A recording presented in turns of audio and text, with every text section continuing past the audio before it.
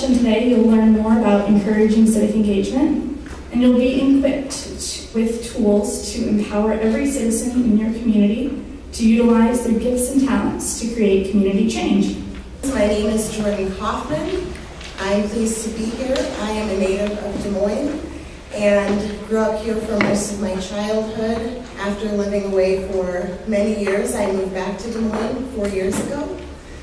I've been placed at the Pheng County Health Department and have spent most of my time there acting as a community organizer, and that has led me to having hundreds of one-on-one conversations with people throughout Polk County, investigating the local impacts of state and federal legislation in healthcare.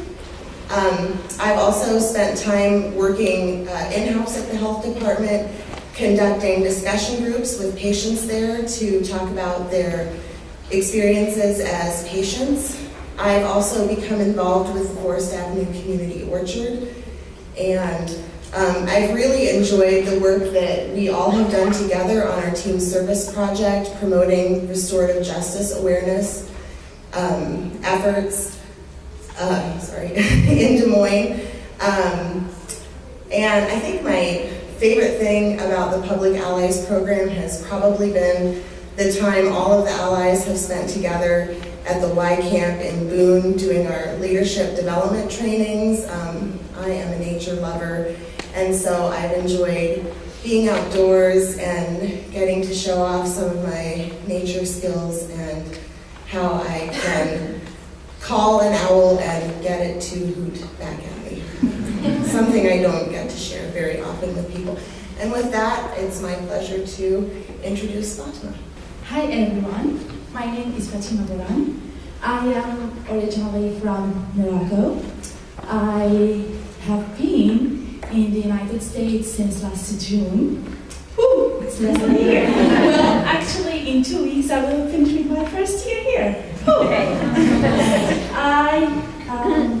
Okay, so last August I applied for the Public Allies program, got accepted, interviewed for the job, and I got the job. I got the job with DMAC, Des Moines Area Community College, as student support specialist, and my supervisor is Saki Sins, the lady out there. She's really awesome. I really cannot thank her enough for all the effort she did with me. It's not easy to work with somebody who has just, moved to another country without knowing about the culture, without knowing anything about the USA. Thank you so much. Most of my time was spent visiting Warren County local high schools and help the students with entrance requirement. And I am a campus test proctor, so I help them with testing and let them know about our programs. I also help with planning for some events like summer camp that we're having this June, and natural learn sessions and so many other events. I am also in charge of teaching citizenship class. I got approved to teach citizenship class there. What else? That's how I spent most of my time. And my favorite time as a public ally is getting to know each other and make relationships. I really appreciate that. Thank you so much, and this is my friend James. My name is James Berry. I'm originally from Omaha, Nebraska. Go Big Red. I've been in Iowa for 14 years now, and I'm placed at the Des Moines Community Action Agency. Most of my time there is spent doing outreach for our program entitled Bank On, which serves and informs the unbanked and underbanked in Polk, Dallas, and Warren counties. Spend a lot of time on the phone and driving around the town trying to help out these get these people more financially stable.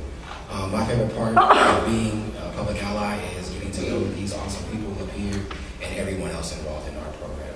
Up next will be Jason. My name is Jason Pheng, and I'm from Des Moines, Iowa. I'm also placed in Des Moines, Iowa as well, and I'm placed at the Evelyn K. Davis Center. And we are actually a nonprofit organization that helps support people with their educational goals and also help them with job development and placement as well. And so when I'm there, I'm usually trying to collaborate with different organizations in the community and also keeping contacts with my current partners and keeping them in touch with our clients and also our staff members. And a lot of my time is also spent doing outreach as well, so I attend many events, various community events, career fairs, resource fairs, things like that to kind of promote our services in the community and just to make sure that people know that we're there to help them and we're in the best interest for them.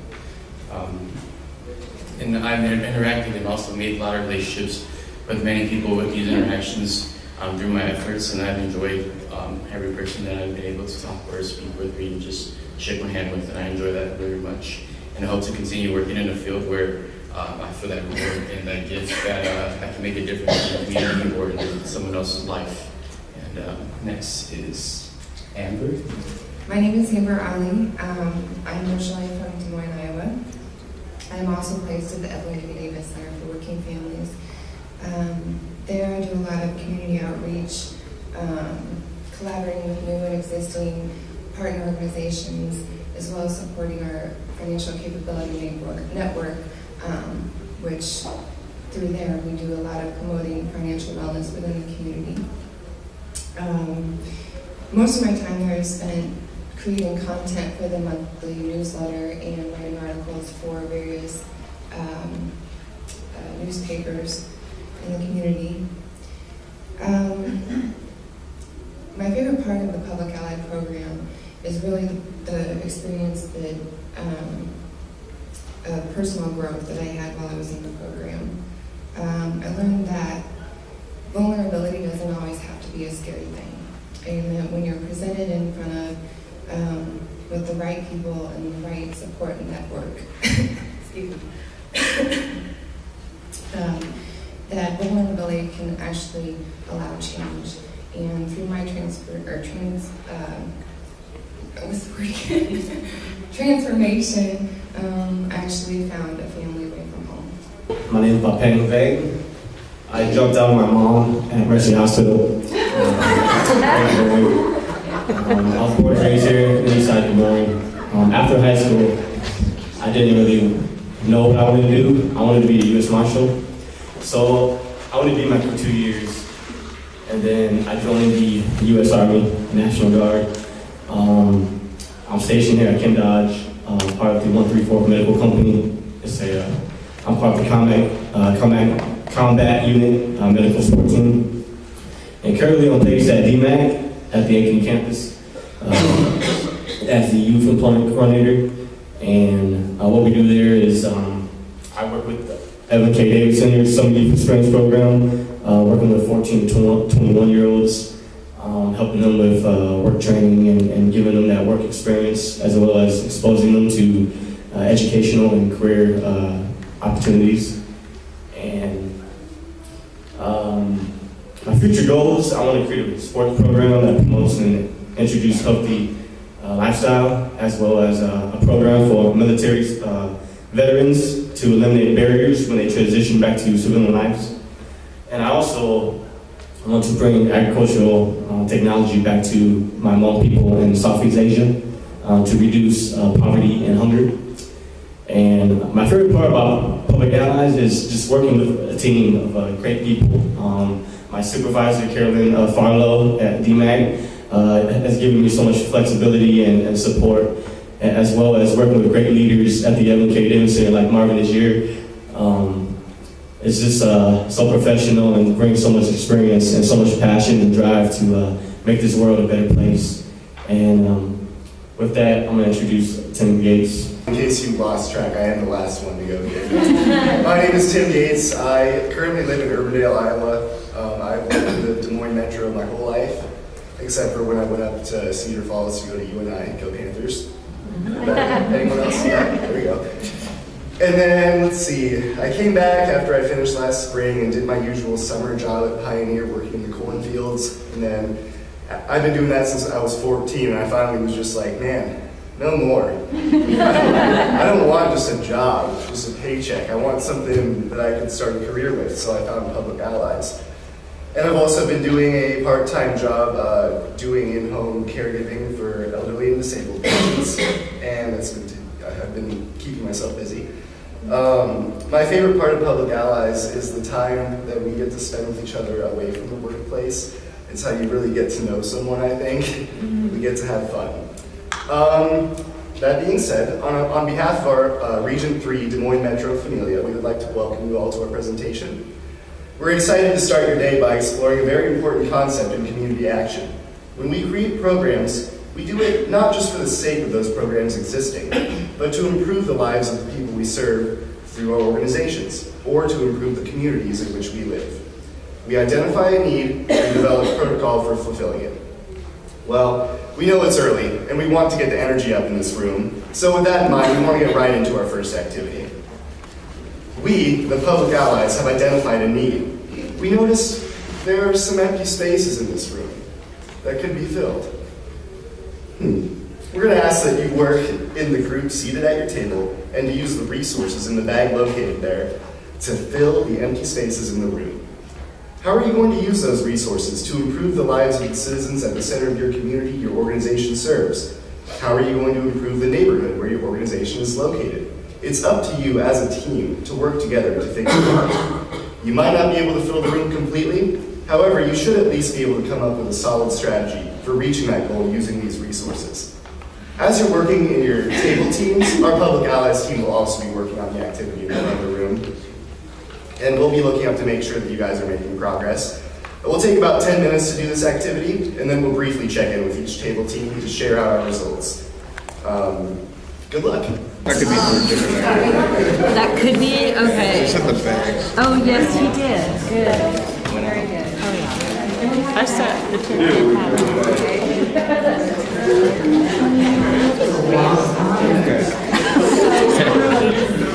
It's like that bag. Is it in there? Over. Yeah.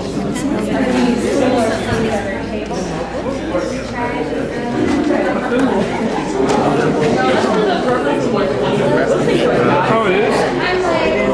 I thought it was rubber. There's two. So that's one. Yeah. All right, yeah.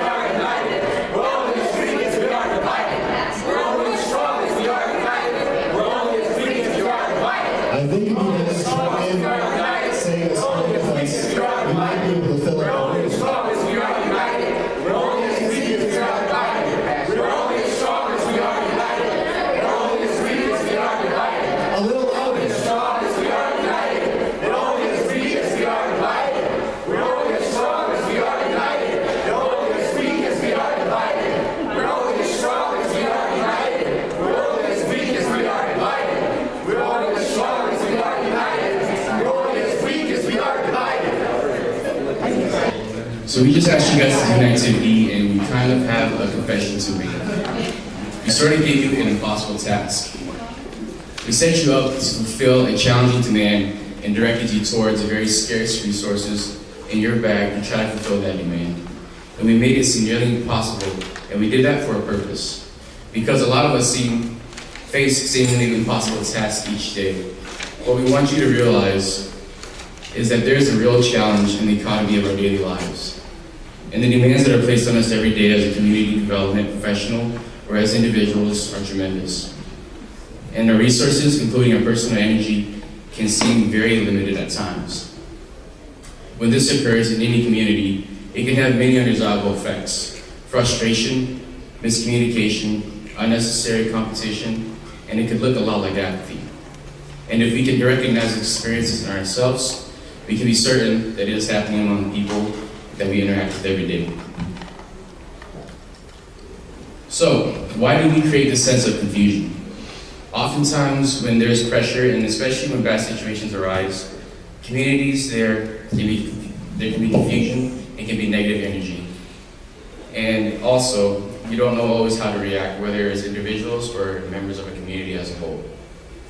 We wanted to approximate that kind of confusion because communities can be viewed as half empty or half full.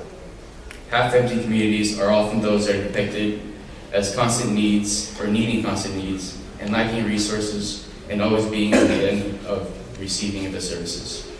Half full communities look resourceful and are directed by engaged citizens and who take charge of their own futures because they draw on their own skills and talents. So, is your community half full or half empty? The reality is, it's both. One option for deflating the half-empty attitude and gaining access to that resourceful citizen and action is to face the confusion about using asset-based community development techniques. Instead of focusing on attempting to manage the demands, we need to talk about developing and activating the resources we have access to. And this is the heart of asset-based community development. We are here today to tell you how to identify these resources and to develop these resources and how to activate those resources so that the changes in your community has self-identified as positive, desirable, and can happen that can be sustainable, meaningful, lasting, and last but not least, real. And this is what this is all about. We decided that rather than to stand up here and read a definition to you, we'd like to share a couple stories of our personal experiences that illustrates a couple of principles of asset-based community development. Okay, so the first principle of asset-based community development is that everyone has gifts. Each person in a community has something to contribute.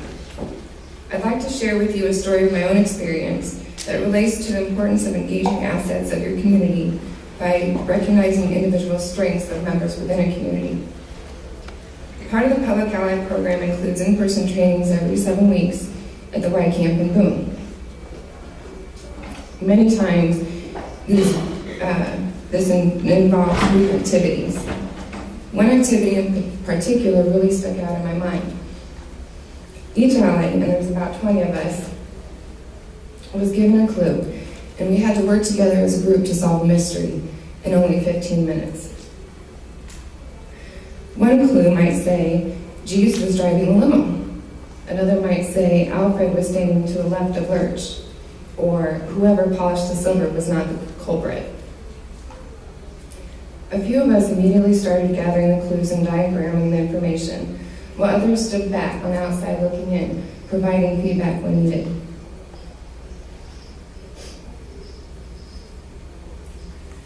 At one point, someone said, I know who did it. Another person said, my clue is totally meaningless. What we learned that day as a group over the course of putting the whole puzzle together was that every single clue was necessary to efficiently solving the mystery. And it made me wonder, what would have happened if we didn't know how to communicate? On their own, each clue seemed small and irrelevant. But what would have happened if someone decided their clue wasn't important enough? And because of that, they did not engage in the activity. Well, we wouldn't have had all the essential information, all the pieces to the puzzle. We wouldn't have been able to see the bigger picture. What does this look like in communities? When people have clues or information or contributions to make, but they don't feel like these things are important enough. They don't get engaged, and these assets remain unactivated and untapped. The moral of my story here is that everyone in a community has a role to play. Sometimes we're the students, and sometimes we're the teachers. Everyone has gifts. Each person in a community has something to contribute. Everyone leads. Well, relationships build a community. People must be connected in order for sustainable community development to take place. So, as I said earlier, I have been here in the United States since last June, and When I first came here, I didn't know anything about the U.S. culture. I didn't know anything about my new community. I didn't know a lot of people, and I wanted to gain deep knowledge about my new community. Well, it's true that I could do any other bigger job to get, involved in the community. But what I wanted was more than that. I wanted to grow professionally and get connected to the professional world. And for that reason, I joined AmeriCorps. AmeriCorps helped me build relationships that I wanted and learn about the American work culture and the American culture in general, since it is not like any other 9-to-5 job. Public Allies has impacted my whole life. It's like the turning point in my life. And it's a job that I am really proud of. When I was in my home country, Morocco, most of my experience was in teaching. And I felt that now I have gained and improved some other professional skills, and also personal. And those were the changes I really wanted to see after coming here. When I first came here, I had plans that by next year, I will at least know about the American work culture and build some relationships. And that happened. The relationships that I have now with my colleagues, with my public allies, colleagues, I feel that I am learning so much from them.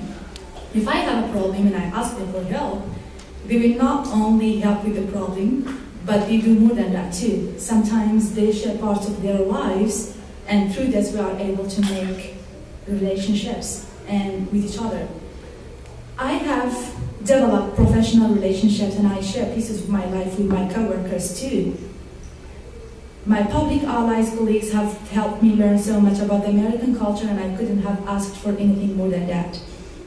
Through all of the relationships that I have built since becoming a public ally, I can now say that I feel I am a part of this community, which is more than I have ever imagined to happen. Thank you. So the guiding principle of asset-based community development that I'll be discussing is leaders involve others. At my placement, I'm placed at DMAC Information Solutions in the IT department. And on my first day at the job, sitting in my supervisor Mark's office, talking to him, Mark, day one, what do I do? Well, Tim, you got this IT service catalog you gotta make. I'm like, so where do I start? What do I do? He's like, well, you can start to look at other universities' IT service catalogs and kind of see how they lay it out, see how they break the services down in categories. I'm like, okay, what does DMAC have in the way of this IT service list? Is there anything? Is there an IT website? No, nothing to go on. Okay. Because I'm looking through some websites with him, and I'm looking through these services, and I'm like, Mark, I don't know what cyber infrastructure is. And he's like, it's okay. It's going to be okay. You might feel alone right now, but you have an office full of wonderful resources in the form of your colleagues. Go and talk to them. They're the best resources you can use. So instead of feeling alone, I all of a sudden realized this wasn't my project. This was everybody's project. I was going to go cubicle to cubicle, not really, but I stopped at one. And then I introduced myself and I explained my project, the catalog that I'm putting together. And from there, I got to know, his name's Joe, his cubicle's right next to me. I got to know him a little bit. And then I asked him from there, okay, who do I go to learn about software licensing? And so by involving others, Joe became a leader himself by involving even more people. He pointed me in another direction, pointed me to another person. So I got connected with everyone really quickly, and I got very helpful emails back to help me fill in the content of my IT service catalog, and leaders involve others. The principle of asset-based community development that I'm going to illustrate is people care. Challenge notions of apathy by listening to people's interests. And In order to share my story, I really had to ask myself a question that I'm going to put to all of you, and that is, what does apathy really look like? And here's a hint. It does not look like that. At the height of my public allies experience, there was really a lot going on. I found myself facing, unexpectedly, a complete 180 in the progression of my project at the Polk County Health Department due to the feedback I had received after conducting nearly 200 one-on-one conversations with the Iowa Health and Wellness plantations that I had been talking to. My role at the community orchard that I had taken on had continued to grow.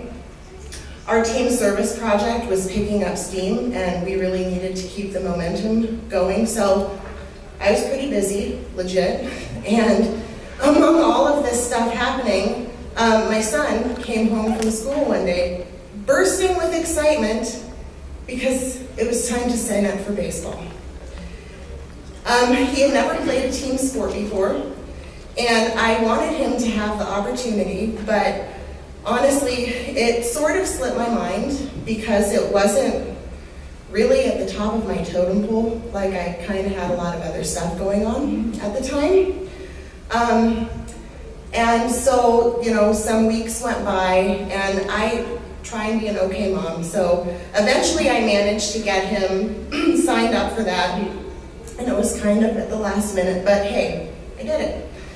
Good job. Good job, Mom.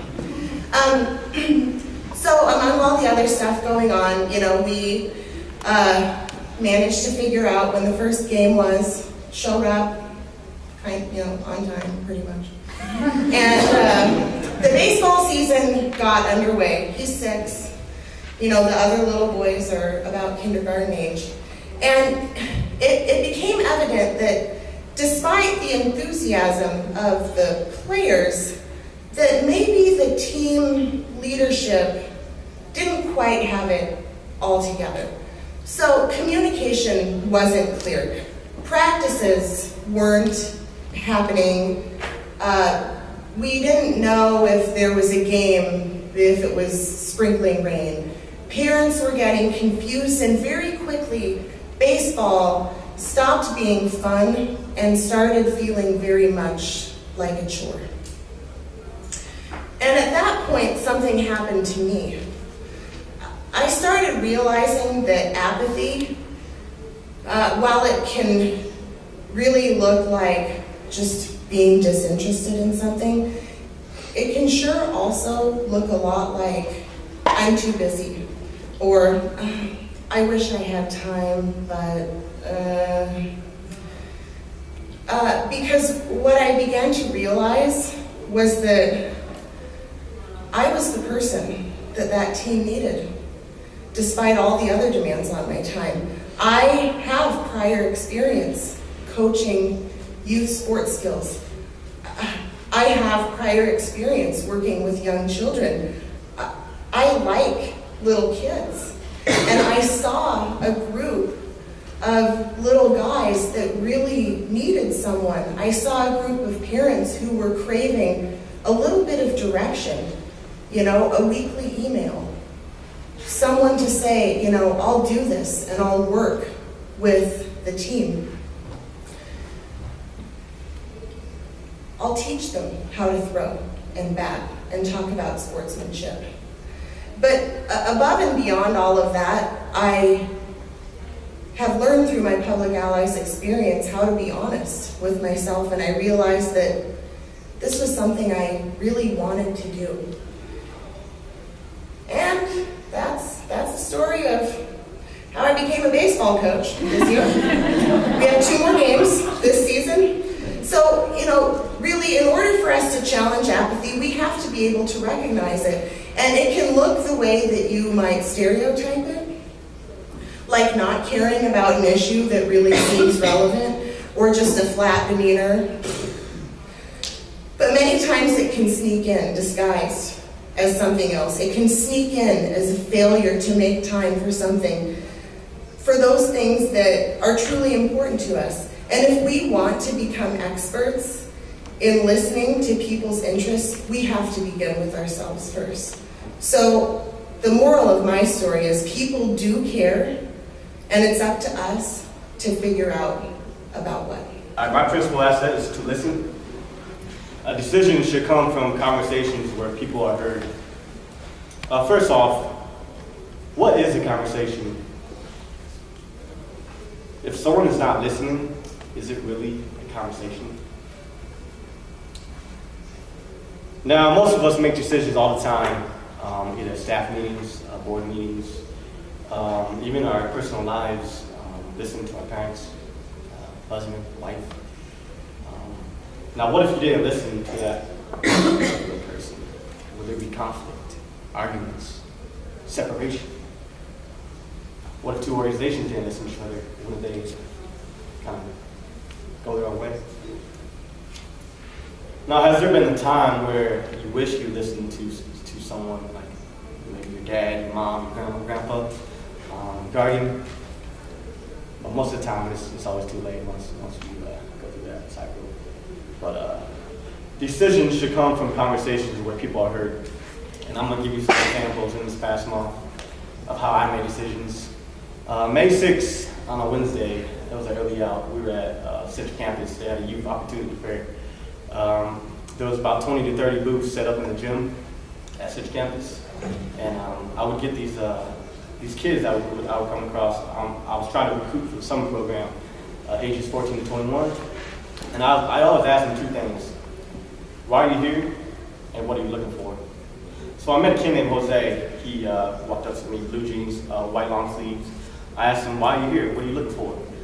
And he looks at me and says, I'm just looking for a full-time job. I'm getting ready to graduate. And then I asked him, do you want to go to school? What do you want to be when you grow up? And he says, I don't know yet. I don't want to go to school. School's not my thing. I just need a full-time job. So I pointed straight ahead at QT, Nationwide, and Target and say, they're hiring full-time. And then he goes, thank you. And I go, have a nice day. And then I met a lady named Ashley. She was wearing a North Pole, black North Pole sweater with blue jeans. I said, hi, Ashley, how you doing? And she said, hi. We introduced ourselves. And then I asked her, why are you here? What are you looking for? And she says, well, I'm going to graduate this semester, and I want to go into a nursing program, but I don't know where. I said, okay. Do you want to work at all this summer? I'll try to recruit for my program. She goes, no, I don't think I have time. I have softball all summer. I'm like, okay. Well, I straight forward, there's a gold and yellow banner. It's a Hawkeye. It looks like Hawkeye. It's a University of Iowa. I heard amazing things about their healthcare program, their health program. She goes, okay, thank you. I said, Mr. Ashley, good luck. And then this comes a kid. His name was Dakota, a white T-shirt, black pants. And we introduced ourselves, hi, how are you? And I go, why are you here? What are you looking for? And he looks at me and says, I don't know why I'm here. I really don't. And I said, okay, how are you? And he was 16 or 17. And then I said, okay. And what are you planning to do this summer? And he goes, I don't know, I have nothing planned. And then I asked him, what do you want to be or do when you grow up? He says, I don't know. And I say, do you plan to go to school? He says, I want to. I said, okay, well, here's our application. I want you to fill out, I'll call you tomorrow morning. And he goes, okay, what's this? So I told him a little about the program and how we do work training, work experiences. We also take them to college visits and get them engaged in community service projects. And he goes, oh, this is neat, this is cool. I said, yes, sign up, and I'll call you tomorrow morning. So I called him tomorrow and set him up for an interview in the next couple weeks. And found out that he will actually be in our program starting next Monday with the Summer Youth Experience Program, and his name is Dakota. So I'm really excited for Dakota. But then I also asked him, when you come for the interview, I want you to think about what you want to be and what you want to do. So you will be prepared for the interview. And he goes, okay. So he comes back and he listened to me, and he came back with a plan. He didn't know how he was going to do it, but he listened to me. Now, listening is hard for a lot of people. A lot of people, they like to talk, they like to get the point across. A lot of people, they like approval. And the listening it takes practice like any other skills. So I'm not up here trying to preach that listening is easy. Listening is actually really hard. But decisions should come from conversations where people are heard. Listening to your clients or who you're trying to help, their needs, their wants. Listen to them first, and then use your resources to find who, what, where they need to go, or where you can refer them to. And that step will help you help them for what they need and what they want. So listen. So my principle for asset-based community development is ask. From an early age, we're all kind of taught to be problem solvers and how to develop the best solution or the best that you can think of for that certain solution. And usually they have a pinpoint right answer for specific things. And although the level of difficulty in the context for each problem changes as we get older, we still have the mindset that there isn't only more correct or more right solution for each scenario. And it's not until I entered my placement with the Evelyn K. Davis Center that I was really able to change and build the idea of giving solutions. A solution doesn't always have to be a self-generated idea or something that's just more of a right answer.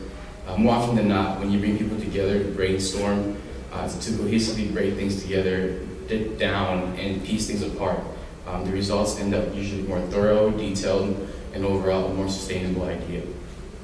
So each person has ideas, assets, and strengths to bring to the table. And if you do not give them the chance to what's in their minds, then imagine what is lost. One mind is good, but many minds are great. And this goes well for also the staff and also the same as the people that you're trying to help in your community. I myself am still practicing this skill myself. Currently, we are working on a T-Service project, the same people we see up here with me today, to develop and promote a restorative justice resource guide to support some of the local schools and staffs in the community.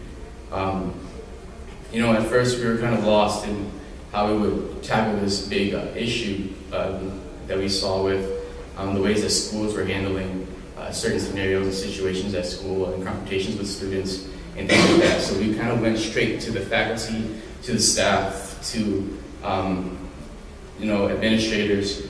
So you just kind of reach out to them and ask them, what is it exactly that you guys see most often happening in your classrooms? What is the best way that you think that we can support you? And if we come out with this tool, how likely are you to use this tool? And what is the best way that we can make it easily accessible to you? And these questions were really essential in developing this resource guide in order to make it a useful, relatable, and sustainable tool. And if we did not go out directly to them and ask what the best ways to meet their needs were, we would not really know exactly how to even help them out. So through this, because we were able to ask for them, we have now been able to produce a more sustainable solution. Okay, so the last principle of asset-based community development is citizens at the center. Citizens should be viewed as actors, not recipients in development. Through my work at the Des Moines Community Action Agency, there are a couple of instances in which clients have been a crucial part of making me and the programs I work with more effective. The first case is when I was assisting clients in our Choice Food Pantry. This example didn't require me to be told this information, but in the process of helping clients get their goods, I noticed that there are clients that couldn't reach certain areas of our pantry. We strive to put out as much product as possible. That way they have as many options as we can possibly hold. The flip side of that is everyone doesn't have my height and my reach. And if I'm giving away everything and I can reach it, that doesn't mean everyone else can reach it. So that was something that I noticed. And through that, just me paying attention, I was able to receive that information from our clients. So just being aware of our surroundings is a very, very important thing, because there are a lot of things that people are sharing with you, but they're not telling you. So that's the first one. The next illustration of this point was in the financial classes that I facilitate. At the Des Moines Community Action Agency, we hold financial education classes with young children at CFOM, and that's once a week for 6 weeks at a time. And we also have classes for adults at our placement. The classes for the adults, my goal was to make that class a more effective tool for the community that we aim to serve. And two important ways where I attempted to achieve that goal was, number one, I added a question to our post test that simply asked, was there anything that we didn't cover that you would like to be covered in this class. A lot of people overlook that simple step of just asking the question. And I speak for myself and all the other facilitators of that class, is that's the first question we look at, because it's an ongoing process of editing our class. We always want it to be as effective as possible, otherwise we're wasting our time and we're not doing the community any justice. The second way was to pose powerful questions to our clients that could lead to them sharing their own stories and how they've been able to move forward. I took a financial coaching training, and a big part of that is, what I learned through that is not to tell people things. Your question is to get it out of them. They know what it is. 9 times out of 10, they know the answer. They may not just want to say it. They might not see it based on their circumstances and a host of other reasons. But the important thing is for them to come up with that answer, because it's much more likely for them to stick with it if it's their idea. Some examples of those powerful questions are: what does being financially sound look like to you? Why is money important to you? And what did you learn about money from your parents? And some of those questions require, you can't give those quick answers. You have to think about it a little bit, and that's when you get below the surface issues. And another reason why those questions are important is a lot of those answers allow the clients to relate to each other through their experiences, and that people in need can still be an asset and share their resources to someone else in need. A lot of times they get sick of hearing the facilitator talk, and I try to foster that conversation in our class. That way they can hear it from someone else. It's not just me at the front of the room preaching. This will actually work for you. And by sharing these stories with you, we hope that we've been able to illustrate the guiding principles of asset-based community development. What we really want to stress is the focus of energy should be on activating resources rather than managing demands. We think that you will understand now that the most valuable and effective resources that we have all around us are people, the individuals that we interact with every day.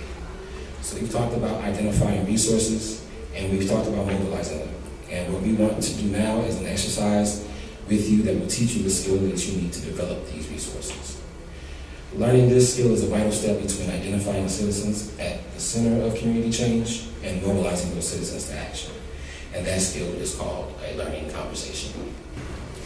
Our first activity, if you were asleep during that, because it's early, and you missed it, that was kind of a trick. This is not a trick, this is real.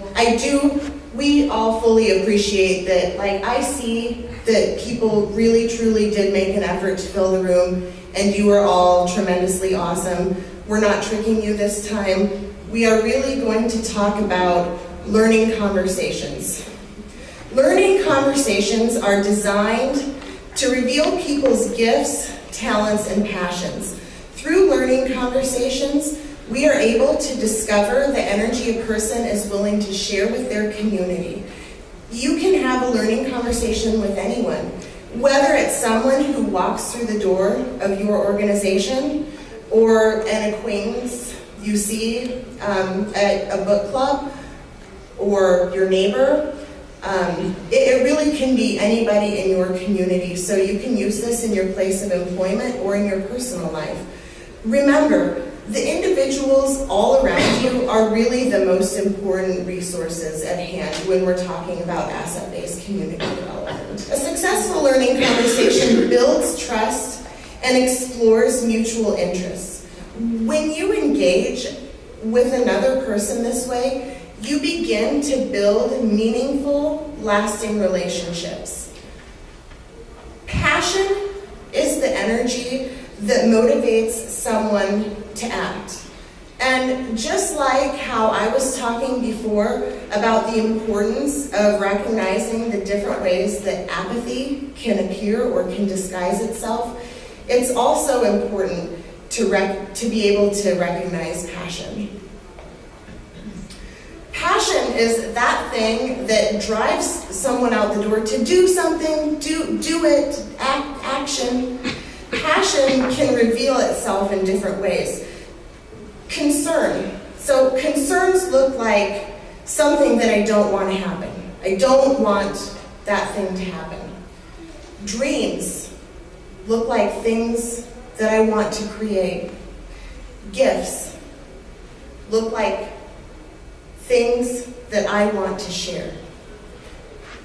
There's also a difference between true passion and mere opinion, and that's kind of the next level. It takes a little bit of practice to sometimes recognize the difference between a true passion and somebody's opinion, because people, I don't know if you've been on the internet lately. Anybody? Can I get a show of hands? Has anybody?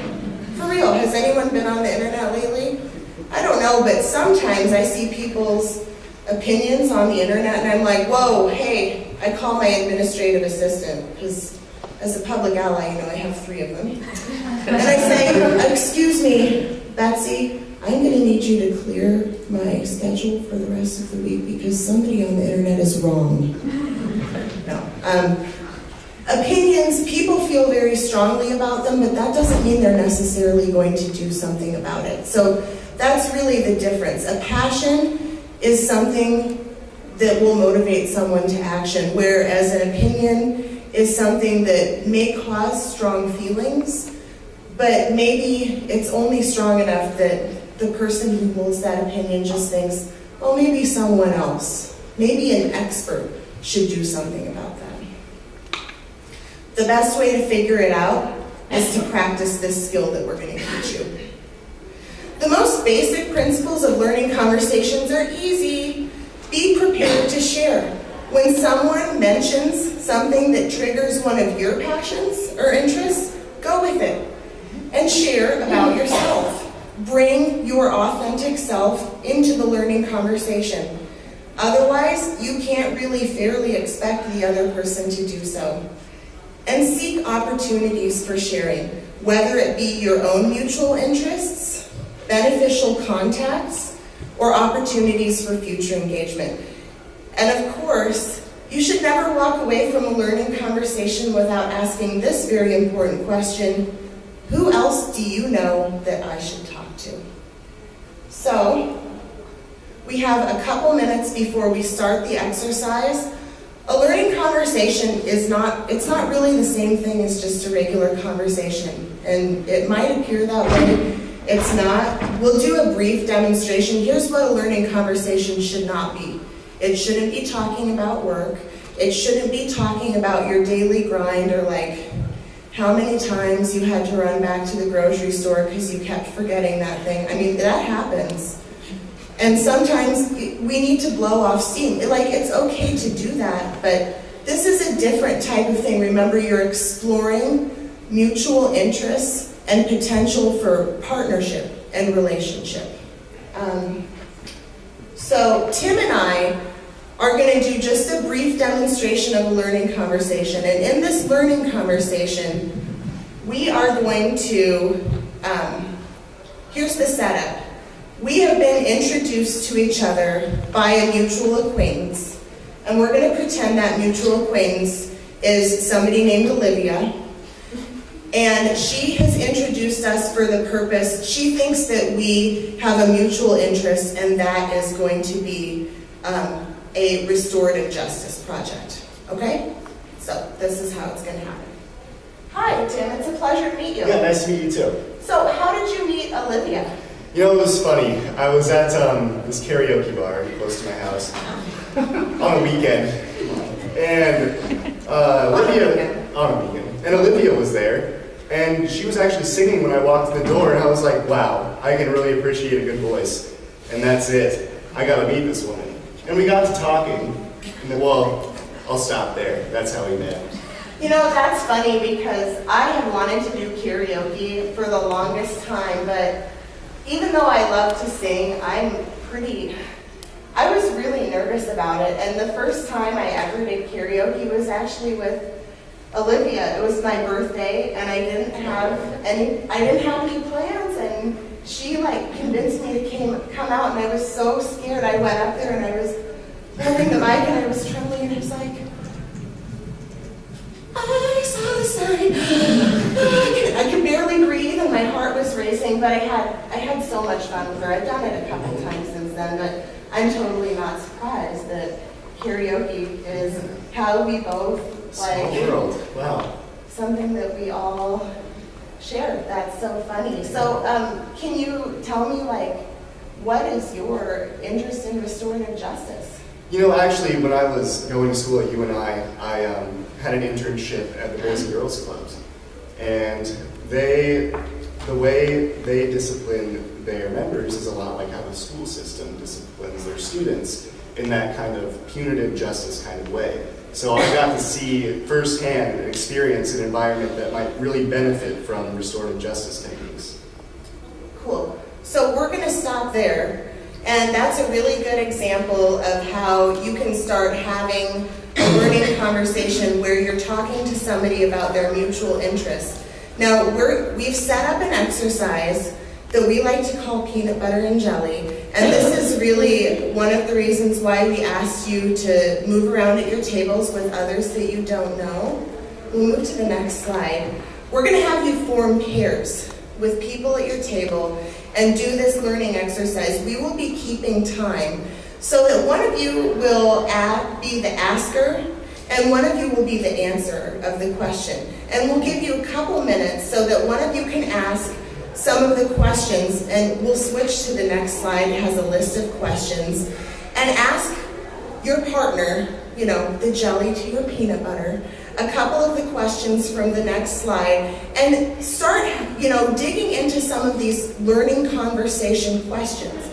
We'll let you know when it's time to switch. You'll switch your roles, and then after both peanut butter and jelly have had a chance to answer some of the learning conversation questions, we'll give you a chance in your tables to answer some of these discussion questions before we come back to the whole group to answer any questions that you may have. Hey, so I just wanted to point out that our group was up here while you guys were talking and we were just observing you. I know that sounds weird, but you guys all look so happy. Like, we were out there and you were all just like engaged and animated and you had like smiles on your face, and it was just, we took a couple pictures, put them on Facebook, social media. No, it was awesome. It was really awesome to watch. So if you would just take, we have 10 minutes left, so just take a couple minutes in your tables and maybe pick one, maybe two questions from these discussion questions, because we do want to save a couple minutes for any questions you may have for us at the end, but just try and do like one or two of these discussion questions with everyone at your table and before we take questions for our group at the end, please. Thank you.